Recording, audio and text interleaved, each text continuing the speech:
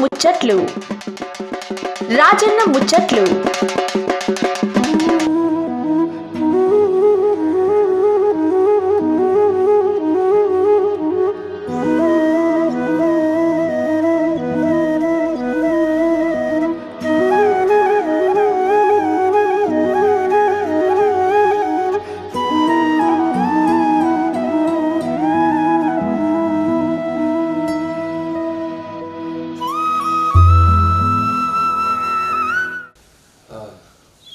శివయ్య పొరడు ఏడ కూర్చుని కూర్చుంటాడు మైక్ పెట్టుడే ఇక మూతికి ఏం బ్రదర్ నాకు ఇట్లా కోపం అవుతుందో పిల్లగానే పొద్దుగా అవుతుంది అంటారులే ఏం చేయాలి ఎక్కడ 2 రోజులు ఇక నిమ్మడం ఇస్తలేదు పోరన్నాను ఇక తొలకొస్తు తొలకొచ్చిన పెద్ద ఊరు దొరికొచ్చిన పొద్దు ఏడికంటే కంసన్పల్లి సర్పంచ్ సునీత మైపాల్ ఇక పెద్ద మనిషి రాజకీయం చేస్తున్నాడట.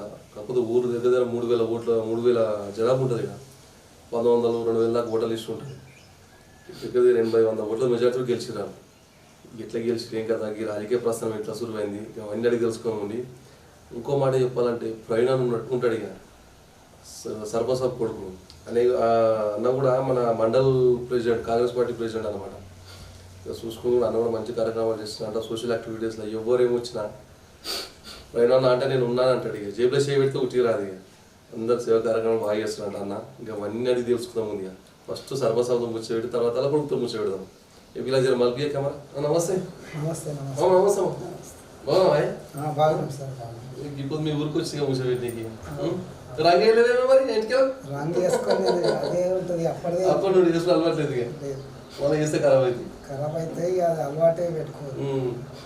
ఇక ఇప్పుడు మీ ఊరికి వచ్చింది మనం కూర్చోబెట్టి సురు చేద్దామా? నేనైనా తెలుసుకొని వచ్చిన మీ గురించి మరి వీరు తెలియాలి కదా కూర్చోబెడతాం. మరి మండలం కన్సాన్పల్లి మంచి విజయాలతోటి ప్రజల మెప్పు అందరితోటి మంచిగా గెలిచిన మస్తు సంతోషం. ధన్యవాదాలు. అంతా ఇది చేసిన అని ప్రజలు మస్తు ఇది చేసి మాకు మంచి చేసారు. మంచి విజయాలతో గెలిచిన మహిళా రిజర్వేషన్ వచ్చింది. మా భార్య సునీత మైపాల్ సునీత సర్పంచ్, నేను వార్డు నంబర్ 3వ వార్డు నంబరు. మా కొడుకు యూత్ కాంగ్రెస్ మండల్ ప్రెసిడెంట్ ప్రవీణ్. ఇక మేము అన్ని రకాలుగా మంచిగా నీట్గా పనిచేసాం. కష్టపడ్డ ఊర్లో అందరూ ప్రజలు మంచి తీర్పిచ్చి మా విలేజ్ వాళ్ళకు నమస్కారం పెట్టి దండం పెడుతున్నాము. ఎప్పుడు ఇట్లనే వాళ్ళ ఆశీస్సులు ఉండాలని కోరుకుంటున్నాను. రాజకీయ ప్రశ్న ఎట్లా సులువైంది? ఎందుకంటే కుటుంబ సలహా చేసిన రాజకీయం మీరు వచ్చిన మొత్తం ఎవ్వరు చేయలేరే. నేనే స్టార్ట్ చేసిన ఒక 30 సంవత్సరాలు అవుతుంది. 30 సంవత్సరాల సంది కూడా దామోదర్ సార్ బై ఎలక్షన్కు నిలబడ్డప్పుడు చంద్రశేఖర్ ఇక్కడ మంత్రి ఉన్నప్పుడు మేము ఆ టైంలో కూడా నేను కష్టపడి ప్రజలలో ఉండి వ్యవసాయం చేసుకుంటే వ్యవసాయం ఇడిసబెట్టి కూడా రాజకీయం వచ్చిందని చేస్తుంటే ప్రజలు ఎవరికి ఏ బాధ ఉన్నా ఏ అర్థమని అతను రమ్మని నేను పోయినా చేసిన అదే కష్టపడి చేసుకోవడం అయినాము. కొద్ది రోజులైనాక మా కొడుకు కూడా ఇన్వాల్వ్ అయ్యి నాకు సపోర్ట్గా నిలబడి చాలా యూత్ పిల్లలతో మంచి కమిట్మెంట్గా ఉండి ఎవరికి ఏమైనా ఇద్దరం కలిసిమెలిసి అందరు ప్రజలకు తీర్పుగా చెప్పుకుంటా ఏది ఉన్నా ఏ రాత్రి ఉన్నా బాధ ఉన్నా పోయినాము చేసినాము. నిష్కంగా చేసేప్పటికీ మాకు ప్రజలు తీర్పు ఇచ్చారు. అంటే ఫస్ట్ నుంచి కాంగ్రెస్ దామోదర్ సార్ నుంచి అప్పుడు Babu Mohan Damodar sir by election పడ్డప్పుడు సంధి అప్పుడు రాజాయ ఉండే ఆయన రాజీనామా పెట్టి వేరే దిక్కు పంపించారు. అప్పటి సంధి కూడా నేను కాంగ్రెస్ దామోదర్ సార్ అంటే మాకు బాగా ఇష్టం. మా లైఫ్ ఆయనతోటి ఇప్పుడు సర్పంచ్ అయినమంటే కూడా ఆయనతోటి ప్రజలు ప్రజలు మంచిగా కష్టపడతాడు, ఈయన పని చేస్తాడు, ఎవరి దగ్గర రూపాయి ఆశించకుండా చేస్తాడు అనేది నమ్మకంతో ఊర్లో ఎంత ఒత్తిడి తెచ్చినా కానీ మాకు బీద ప్రజలు బాగా ఓట్లు వేసారు. అట్లా మాట్లాడుతాం. మరి ఈ గీకితల సర్పంచ్ పోటీ చేసాం, చేసినాం 2018లో. అప్పుడు కూడా కొద్ది ఓట్లతోనే ఓడిపోయినాయి. ఎంపీటీసీకి కూడా పోటీ చేసినాం.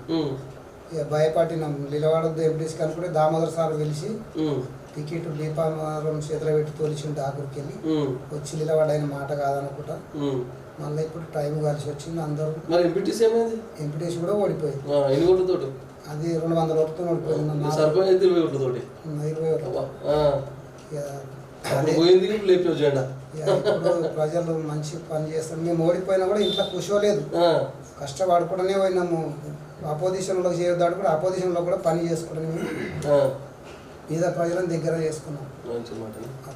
గ్రామ అభివృద్ధి పనులకు వస్తే మా సార్ మీకు చెప్పినట్టు కన్సన్పల్లి అంటే ప్రత్యేకమైన సార్ ప్రేమ. అప్పుడు కూడా డిప్యూటీ సార్ ఎడ్యుకేషన్ మినిస్టర్ ఉన్నప్పుడు కూడా మా ఊరికి 10th క్లాస్ ఉండకుండే. మా ఊరు పిల్లలు అమ్మాయిలు అబ్బాయిలైనా నేరడుగుంట వరకు వెళ్ళి రాత్రి రిటర్న్ వచ్చేటప్పుడు కూడా కష్టమయ్యాడు. మేము ఈ ఇష్యూని సార్ దగ్గర తీసుకెళ్తే తక్షణమే అతను గీత తమాషా మాట్లాడుతున్నాం. మరి ఎచ్చకేలకు మహిళా రిజర్వేషన్ చెప్పి ఆమెకు సర్పంచ్ పోటీ చేపిస్తుంది. ఊరు చూస్తే చాలా పెద్దగా ఉన్నది. మరి ఎంత దాదాపు 3,000 జనాభా 3,000 పైచిల్కే ఉంటుంది. 2011 సెన్సస్ ప్రకారమే 2,500 ఉంది. అంటే ఇప్పుడు ఇంకా సెన్సస్ క్లియర్ కాలేదు కాబట్టి దాదాపు 3,000 నుండి 4,000 జనాభా ఉంటుంది. మరి అప్పుడు ప్రచారానికి వెళ్ళినప్పుడు కూడా సమస్యలు బాగా చెప్తుండొచ్చు మీకు. ఓ బాగా తకాయించిపోయారు మా ఊరు ప్రజలు గత 10 సంవత్సరాల నుంచి. తకాయించి విరక్తి.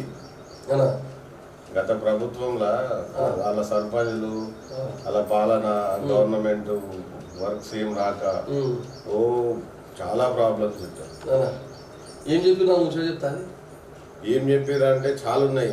అందులో మీకు ఉదాహరణకు కొన్ని చెప్తాను. ఫర్ ఎగ్జాంపుల్ ఒక వాడికి వెళ్తే అక్కడ మన డ్రైనేజ్ సిస్టమ్ బాగుండకపోవాలి, వాళ్ళకి వాటర్ సప్లై రాకపోవాలి, కనీసం వీధి దీపాలు కూడా ఒక ఫోకస్ వచ్చే లైట్లు పెట్టని స్థితిలో ఉండేది పాత ప్రభుత్వంలో. ఏం చెప్తాం, ఎన్నో ఉన్నాయన్న. మరి ఖర్చుది ఏముందన్న కరమాట చెప్పి ఎందుకంటే నోటు కూడా జోరు నడుస్తుంది కదా తెలంగాణ నడుస్తుందేమో కానీ ఆ లెక్కలు నడవదు మా ఊళ్ళో.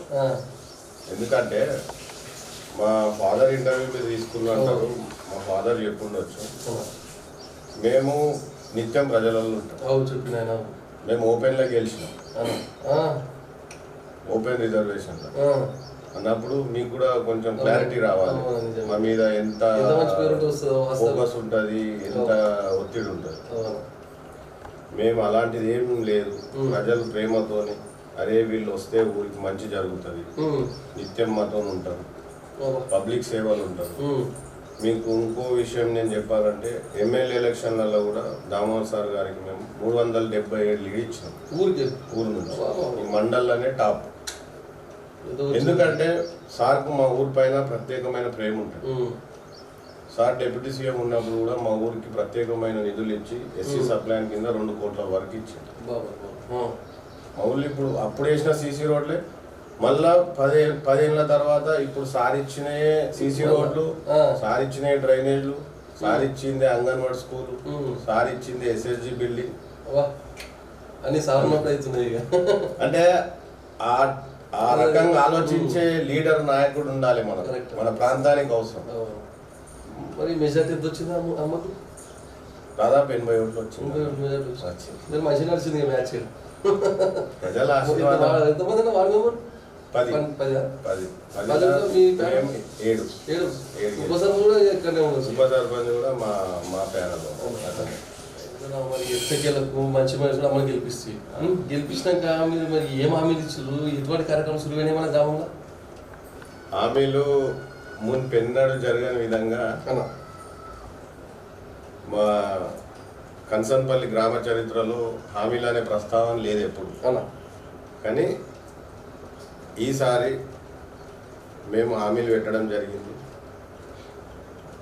ఏమనంటే ఆడపిల్ల పెళ్ళి అయితే 6,116 ఒక పట్టు చీర, ఎవరన్నా సడన్గా చనిపోతే వాళ్ళ అంత్యక్రియలకు 6,000 రూపాయలు, ఊర్లో ఆడపిల్ల ప్రసవిస్తే 3,000 రూపాయలు, ఇలాంటివి పెట్టాము. దానికి తగ్గట్టు మేము ఇప్పుడు ఎక్కడ ఆడపిల్ల పెళ్ళైనా, ఎక్కడ చనిపోయినా, ఎక్కడ ఆడపిల్ల పుట్టినా మేము తక్షణమే వెళ్ళి వాళ్ళకు మేము ఇచ్చిన హామీని మీకు ఇంతకుముందు చెప్పిన దామోదర్ సార్ మాట ఇస్తే మాట తప్పదు అని మాకు ఎప్పుడు బోధిస్తాడు. ఈరోజు ఆయన పేరు చెప్పుకొని మేము గెలిచినాము. అలాగే ఊళ్ళో కాంగ్రెస్ పార్టీ కార్యకర్తలు ఉంటారు, కాంగ్రెస్ పార్టీకి మాసరింగా 30 ఏళ్ళ నుంచి ఉన్న లీడర్లు ఉంటారు. వాళ్ళందరి సమక్షంలో మేము ఇచ్చినాము హామీ. కాబట్టి ఎక్కడ కూడా కాంగ్రెస్ పార్టీ తలొంచేటట్టు ఉండకుండా మేము వాటికి కమిట్మెంట్ అయ్యి ప్రతిదీ నెరవేర్చుకుంటూ వస్తున్నాం. నడుస్తుంది. మేము సర్పంచ్ ఉన్నంత కాలం ఈ 5 సంవత్సరాలు నడిపిస్తూనే ఉంటాం. ఏదేమైనా సరే, ఎన్ని అవరోధాలు ఎదురైనా, ఎంత క్లిష్ట పరిస్థితులలో ఉన్నా ఇచ్చిన మాట. గ్రామ అభివృద్ధి పనులకు వస్తే మా సార్ మీకు చెప్పినట్టు కన్సన్పల్లి అంటే ప్రత్యేకమైన సార్ ప్రేమ. అప్పుడు కూడా డిప్యూటీ సార్ ఎడ్యుకేషన్ మినిస్టర్ ఉన్నప్పుడు కూడా మా ఊరికి 10th క్లాస్ ఉండకుండే. మా ఊరు పిల్లలు, అమ్మాయిలు, అబ్బాయిలైనా నేరడుగుంట వరకు వెళ్ళి రాత్రి రిటర్న్ వచ్చేటప్పుడు కూడా కష్టమయ్యాడు. మేము ఈ ఇష్యూని సార్ దగ్గర తీసుకెళ్తే తక్షణమే అతను తెల్లారే 10th క్లాస్ వచ్చేటట్టు సార్ చూశాడు. ఇప్పుడు మళ్ళీ 10 ఏళ్ళ తర్వాత సార్ గెలిస్తే, సార్ ఎట్లయినా కాంగ్రెస్ పార్టీలో పెద్ద లీడర్, డిప్యూటీ సీఎం చేసిన అనుభవం ఉంది. ఆ అనుభవం ప్రకారం ఈరోజు రాష్ట్ర హెల్త్ మినిస్టర్ అయిండు. హెల్త్ మినిస్టర్ అయిన నుంచి కూడా మా గ్రామంకు ప్రత్యేక నిధులు ఇవ్వడం జరిగింది. అందులో సీసీ రోడ్లు దాదాపు 40 లక్షల వరకు సీసీ రోడ్లు, డ్రైనేజీలు 20 లక్షల వరకు, అంగన్వాడీ బిల్డింగ్, మహిళా సంఘం బిల్డింగ్. కన్స్ట్రక్షన్ అయితే మీరు చూస్తుంటే ఇక్కడ గ్రామ పంచాయతీ పక్కకు నడుస్తూ ఉంటారు.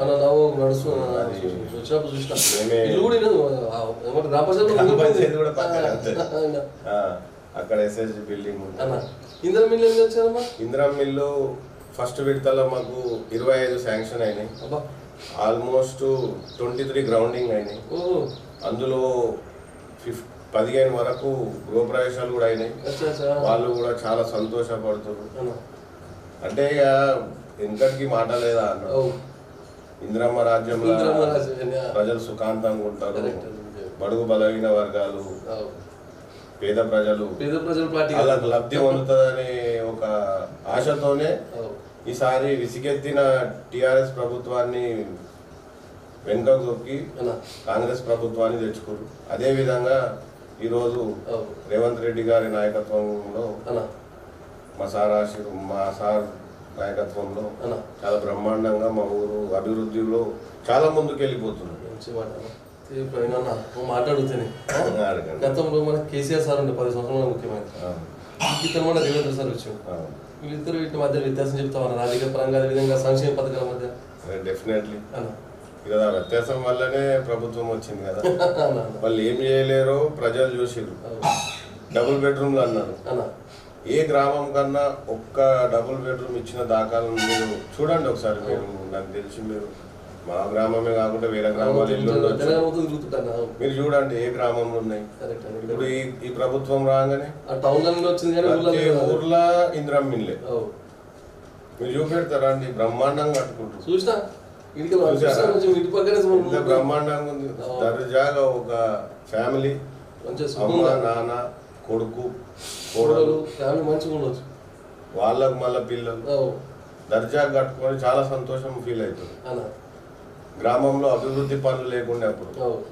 ఇప్పుడు కాంగ్రెస్ ప్రభుత్వం వచ్చిన నుంచి రోడ్లు అయినా, సంక్షేమ పథకాలైనా, ఆడబిడ్డలకు ఏదన్నా అవసరం ఉన్నా, వడ్డీలకు అన్నిటికీ కాంగ్రెస్ ప్రభుత్వం సాయం చేస్తారు.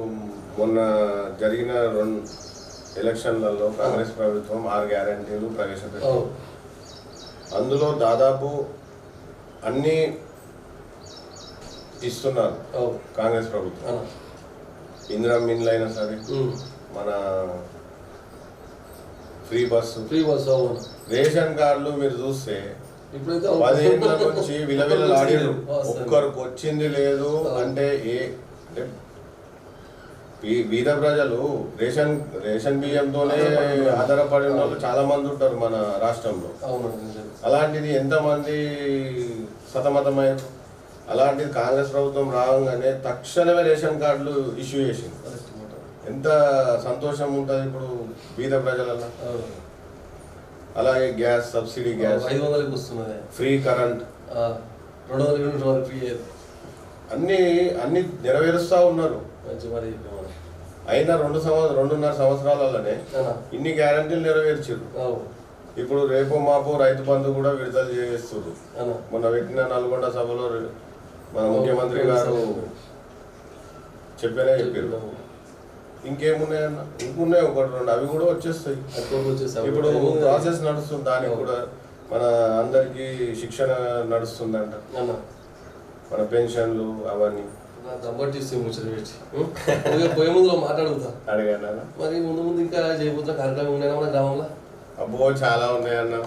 మీరు చూస్తే మా గ్రామం చాలా విశాలమైంది, చాలా పెద్దది. అందులో మా సారు మీకు ఒక విషయం చెప్పదలుచుకున్నా. దామోదర్ సార్ గారు కనెక్టివిటీ పెంచుతాడు. అంటే మారుమూల గ్రామాలన్నీ టౌన్లకు వచ్చేటట్టు వాటికి కనెక్టివిటీ రోడ్స్ ఇంతకుముందు చేసిండు, ఇప్పుడు కూడా కార్యక్రమం నడుస్తున్నది. మా ఊర్లో కూడా కొన్ని మెటల్ రోడ్లు, కనెక్టింగ్ రోడ్లు ఉన్నాయి. సార్ దృష్టికి తీసుకెళ్ళి అవి చేయడం జరుగుతుంది రానున్న రోజులలో. అలాగే ఈ ఐమాక్స్ లైట్లు ప్రతి వీధిన పెట్టాలని ఒక ఆశ ఉన్నది. అలాగే సీసీ కెమెరాలు కూడా పెట్టాలని రాబోయే రోజులలో ఇది మా మైండ్లో ఉన్నది. ఇవన్నీ ఇంకా ఉన్నాయన్న, చాలా కార్యక్రమాలు ఉన్నాయి. అవి మనం కొన్ని సమస్యలు మన మైండ్లో ఉంటాయి, కొన్ని మనం ప్రజలలోకి వెళ్తుంటే వాళ్ళు చెప్తారు. వాళ్ళు చెప్పిన విధంగా మనము వాటికి ఆలోచన చేసి మా పార్టీ పెద్దలు, మా గ్రామ పార్టీ పెద్దలు, గ్రామ యువకులు, కాంగ్రెస్ పార్టీ యువకులు అందరూ కూర్చొని వాళ్ళ సలహాలు తీసుకొని అందరితో కూర్చొని రానున్న రోజులలో మా గ్రామాన్ని ఆదర్శ గ్రామంగా తీర్చిదిద్దాలనే ఒక దృఢ సంకల్పంతో మేము ఈరోజు మా ఫాదర్ అయినా నేనైనా ముందుకెళ్తున్నాము. కాంగ్రెస్ పార్టీ అండతోని, దామోదర్ రాజనరసింహ గారి ఆశీస్సులతోని, మా గ్రామ ప్రజల దీవెనలతోని 100% రానున్న 4.5 సంవత్సరాలలో మా పదవి కాలంలో మార్పు తెచ్చి ఒక మంచి పని చేసినామని సంతోషంతో ఉండాలని మాకు కోరిక.